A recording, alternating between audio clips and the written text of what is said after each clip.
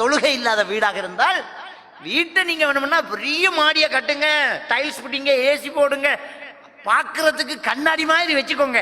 இஸ்லாத்தின் பார்வையில் தொழுகை நடக்காத வீடு மையத்து புட்டிக்கு சாமன்.